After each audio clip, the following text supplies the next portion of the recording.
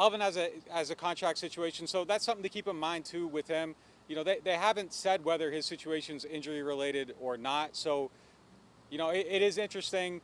But with the season coming up, the Saints aren't a team that likes to negotiate in season. So if it is related to the contract, maybe that's something that has a resolution sooner than later. The big news of the day to start today was that Fournette got released, and I feel like Saints fans love the high-profile players that are out there. I think their running backs are great, but do you think they even give that situation a look? I don't see an immediate fit for him. Latavius Murray's pretty good in that role. You know, Fournette is someone you can claim off waivers and not really have to pay him anything. In a coronavirus season where you're looking to build depth, maybe the rules change a little bit. But if you look at their running back depth chart, that's not a spot where you're thinking that they need help. I mean, they have young players like Tony Jones Jr., who's playing well, and you're looking at it like, where's the spot for him to get on the roster? I don't know if you're looking at guys outside, but if the price is right, maybe. But when I seen him hit the wire, it wasn't immediately like, oh, the Saints have to go get him. Who's the one guy over the last couple of days that's like really stood out to you more than anyone else?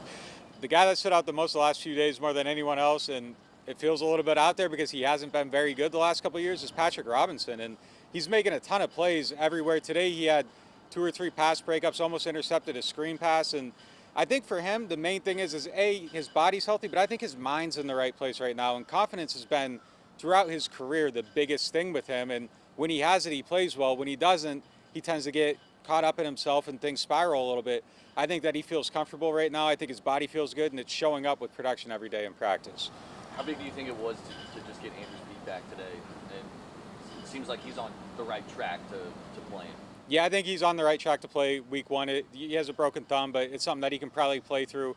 He backed off a little bit in team drills just to keep it healthy. But, yeah, to get him out there, have him moving around, building chemistry with the guys, you know, especially if Cesar Ruiz isn't playing, but if he does at some point, getting chemistry between the guard and center there is something that's going to have to happen. So just him moving is something. And look, we heard a lot about how good he looked, his body being in shape.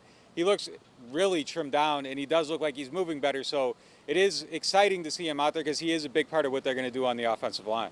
What was your biggest takeaway from like the atmosphere? And I mean, it sounded like you could kind of hear everything that was going on. I don't know if it's going to be that way during games, but what did it feel like being in that stadium and you're one of only like a couple hundred people that are in there?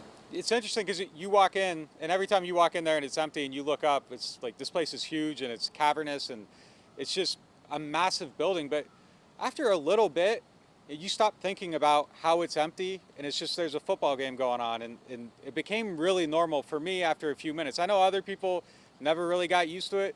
I don't think it's going to be a problem for the players, though. I think once they're locked in, it's going to be a regular game. And I think after a few of these, I don't think it's going to be that weird and different for them playing. Now, there'll be things where they're going to have to adjust to hearing different things from other players, or maybe the defense is able to communicate a little bit better than it has, and so there's an advantage there for those guys.